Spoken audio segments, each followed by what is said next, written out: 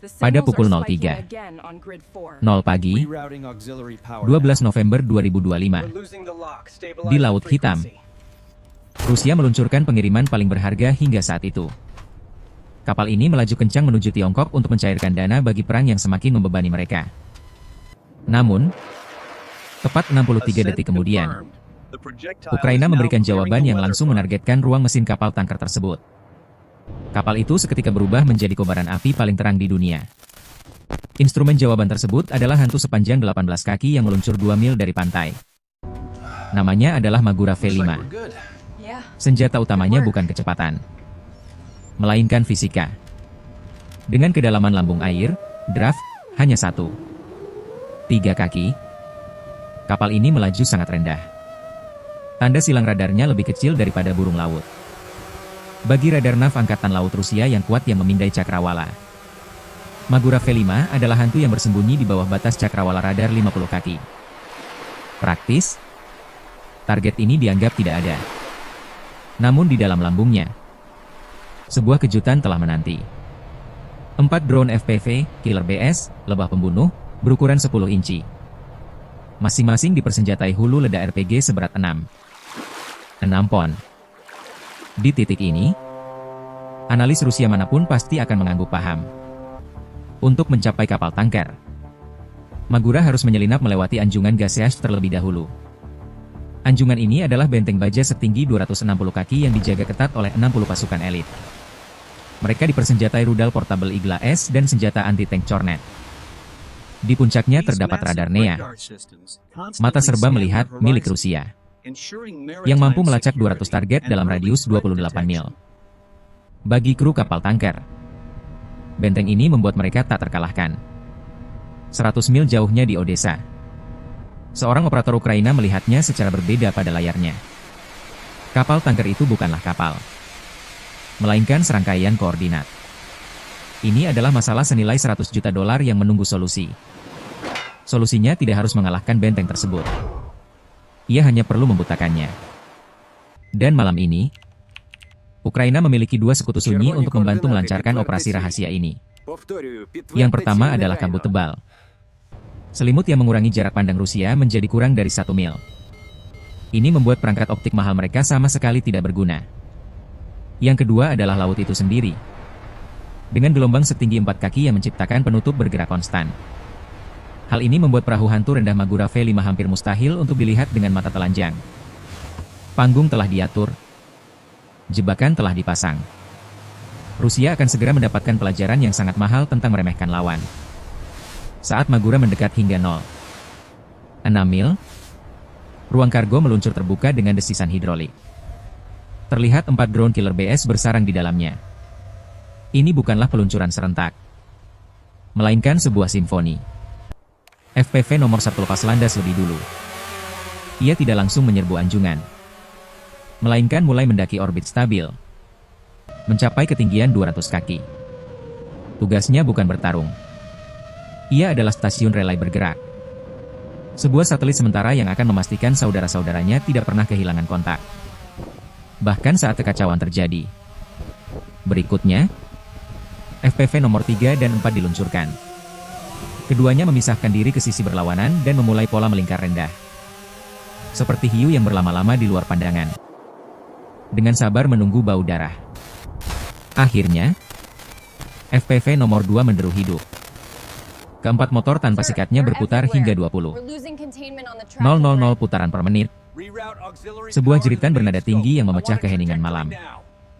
Ia melesat lurus menuju anjungan Seash. Dan kemudian ia mengaktifkan paket peperangan elektronik Mirage. Ini bukanlah gangguan radio konvensional. Jauh lebih berbahaya. Mirage tidak berusaha membutakan radar Rusia. Ia justru membuatnya gila. Dengan merekam sinyal pemindaian radar Neva sendiri dan menyiarkannya kembali puluhan kali dengan penundaan dan pergeseran azimut yang diperhitungkan, ia menciptakan pasukan hantu. Di layar operator Rusia di dalam ruang kendali Seash, satu blip tiba-tiba menjadi mimpi buruk digital. 40. Kemudian 50 sinyal hantu muncul entah dari mana. Semuanya bergerak dengan kecepatan tinggi dan pada lintasan yang tidak terduga. Sistem NEA. yang dirancang untuk melacak 200 target yang mematuhi hukum fisika. Kini dihadapkan pada kawanan yang tidak mematuhi hukum sama sekali. Prosesornya mulai tersedak. Alarm meraung di seluruh ruang kendali. Operator berteriak radio. Suaranya pecah karena panik. Terlalu banyak target. Tidak bisa menentukan poros utama serangan. Dalam kekacauan tersebut, operator Rusia melakukan persis seperti yang dilatih buku teks militer mereka. Targetkan ancaman yang tampak paling berbahaya. Di layarnya, satu sinyal bergerak lebih cepat, lebih tidak menentu, dan bersinar lebih terang dari yang lain. Itu adalah FPV nomor 2. Umpan. Target terkunci. Teriaknya. Rudal Igla S meluncur dari bahu tentara lain. Sebuah garis api membelah kabut. Rudal yang dipandu oleh inframerah meluncur pada tanda panas mesin FPV nomor 2 yang bekerja keras. Dan itu persis seperti yang dihitung oleh perencana Ukraina. Bola api cemerlang meletus di langit malam saat Igla menemukan sasarannya. FPV nomor 2 dan paket Mirage-nya hancur berkeping-keping. Bersamaan dengan itu, 49 sinyal hantu di layar radar Rusia lenyap. Untuk sesaat di ruang kendali, keheningan melanda. Lalu sorakan lega terdengar. Mereka pikir telah memukul mundur serangan utama. Tetapi mereka telah membuat kesalahan fatal. Mereka menyia-nyiakan rudal berharga dan fokus mereka pada trik sulap teknologi. Saat mereka merayakan FPV nomor 1, relay sinyal masih dengan tenang berputar di atas kepala. Ia mengirimkan aliran data yang sempurna. Dan FPV nomor 3, hiu pertama, baru saja menerima sinyal untuk menyerang. Ia berhenti berputar. Ia menukikkan hidungnya ke bawah dan berakselerasi. Berubah dari predator yang sabar menjadi proyektil terarah. Targetnya adalah satu-satunya peralatan yang memungkinkan anjungan Seash menjadi benteng, antena radar NEA. Melalui kamera drone, operator melihat dunia miring dengan liar saat ia menukik. Struktur baja besar anjungan tumbuh dalam pandangannya dengan kecepatan mengkhawatirkan. Ia dapat melihat cahaya lampu samar di dek bawah dan bentuk antena radar yang berputar gelap di titik tertingginya. Dia punya satu kesempatan untuk mengubah mata serba melihat Rusia menjadi rongsokan senilai ratusan juta dolar. Kembali di ruang kendali Rusia. Momen singkat perayaan hancur berkeping-keping. Alarm baru menjerit. Satu kontak berkecepatan tinggi telah muncul entah dari mana. Sudah berada di dalam jarak jangkauan minimum mereka. Bergerak terlalu cepat. Kontak bantalan 090 menukik. Teriak operator.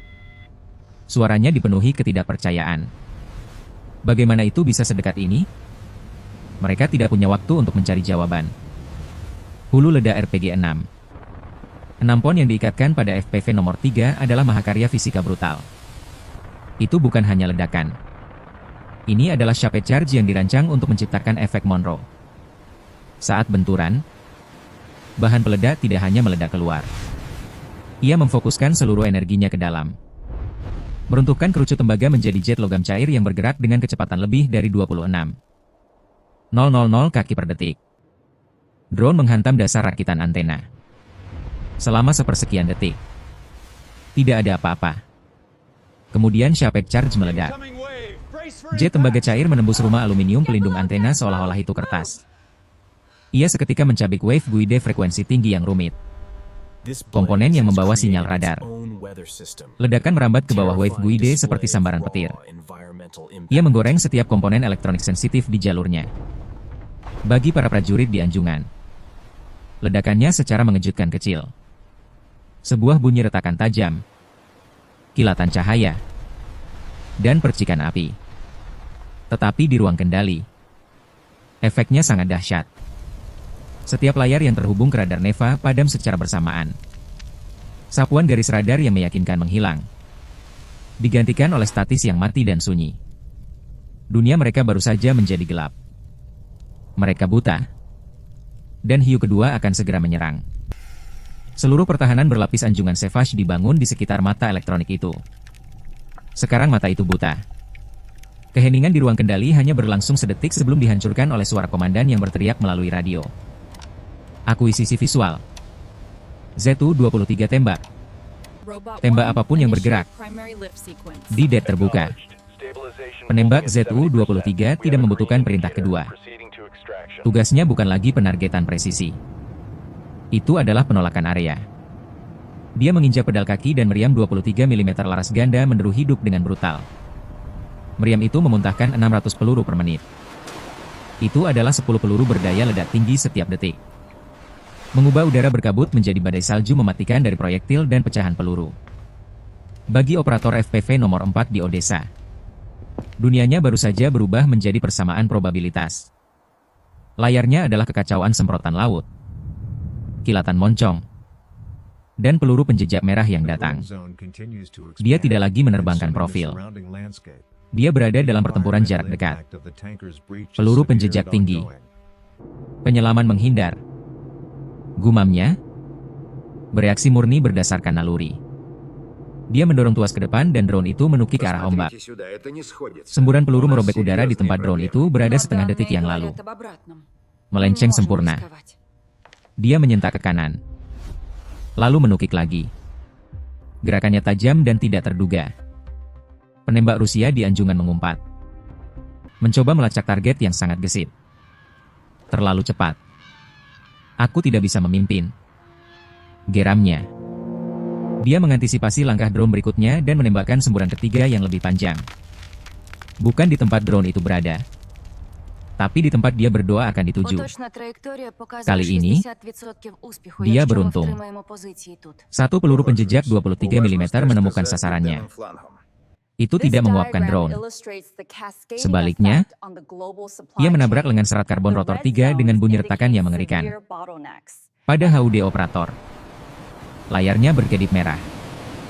Peringatan, rotor 3. Deviasi RPM 14%. Peringatan, kerusakan stabilitas giroskopik. Drone itu bergetar hebat. Terhuyung-huyung ke kiri saat komputer penerbangannya panik mencoba mengkompensasi. Ia terkena. Ia terluka. Di anjungan, operator rudal Cornet yang mengamati melalui penglihatan termalnya melihat persis apa yang dia tunggu. Tanda panas drone yang rapi dan tajam tiba-tiba menjadi gumpalan yang berkedip-kedip dan tidak stabil. Ini adalah naluri predator. Dia tahu dia sedang melihat hewan yang terluka. Target kena. Dia lumpuh. Aku sudah mengunci. Teriaknya kepada pemimpin regunya. Tembak. Adalah jawabannya. Operator Ukraina melihat kilatan putih cemerlang dari peluncuran Cornet di feed kameranya. Sebuah hukuman mati berteriak ke arahnya dengan kecepatan Mach 1. Dia tahu hitungannya. Drone-nya rusak. Kelincahannya hilang. Ia tidak bisa lari darinya. Ia tidak bisa membelok. Dia punya kurang dari 3 detik untuk hidup. Pikirannya berpacu memproses data telemetri, kecepatan angin, lintasan rudal. Hanya ada satu pilihan tersisa. Alih-alih mencoba menghindar, dia melakukan satu hal yang tidak pernah bisa diantisipasi oleh logika panduan rudal. Dia memutus daya ke keempat motor. Drone itu berhenti menjadi pesawat dan menjadi batu seberat 30 pon yang jatuh dari langit. Rudal Cornet. Komputer yang diprogram untuk mencegah target pada lintasan aerodinamis mengalami kegagalan logika. Targetnya hanya menghilang dari jalur penerbangan yang diprediksi. Rudal itu menjerit melewati titik tepat di ruang tempat drone seharusnya berada. Tembakan sempurna terhadap target yang sudah tidak ada. Sebuah kegagalan. Dan perjalanannya berakhir dengan menghantam langsung di atas kapal tangker minyak. Ledakannya sangat dahsyat. Hulu ledak tandem target rudal yang dirancang untuk mengalahkan armor reaktif dari main battle tank dengan mudah menguapkan dek baja 20 mm kapal tangkar. Tetapi kehancuran sebenarnya adalah dampaknya. Motor roket rudal yang masih menyala mengubur dirinya jauh di dalam jaringan jalur bahan bakar bertekanan tinggi. Ini seketika menyulut minyak mentah. Semburan api dan asap hitam meletus ke langit malam. Rusia, dalam momen kemenangan yang mereka rasakan, telah menjadi instrumen bencana spektakuler mereka sendiri. Semua orang di anjungan itu, setiap analis yang menonton, berpikir misi telah berakhir. Mereka salah. Deru serak yang dalam, lebih berat dan lebih mengancam daripada drone manapun, tiba-tiba memecah suara tembakan. Itu adalah Magura. Itu adalah penuntasnya. Perahu drone itu melompat ke depan. Propulsi jet airnya mendorongnya hingga 42 knot yang membakar. Targetnya kini diterangi dengan sempurna oleh api yang dimulai oleh musuhnya. Ruang mesin kapal tanker rentan dan terbuka. Di anjungan kapal tanker, teriakan panik kru melalui radio tenggelam oleh kesadaran baru yang mengerikan. Mereka menyaksikan 200 pon kabar buruk melesat ke arah mereka di atas air. Itu perahu. Perahu menyerang. Belok. Belok. 5 detik menuju benturan. 4. 3. Ini adalah tabrakan fisika dan kekuatan brutal yang luar biasa. Pertama, ada energi kinetik. 1. 2 juta foot-pounds. Setara dengan kereta barang yang menabrak dinding bata. Ini membengkokkan pelat lambung. Kemudian hulu ledak TNT 500 pon meledak. Ini menghasilkan gelombang kejut 1500 PSI yang tidak hanya melubangi. Ia bergerak melalui rangka baja kapal seperti peristiwa seismik. Gelombang kejut seketika merobek tangki bahan bakar utama. Ini mengatomisasi isinya menjadi kabut halus.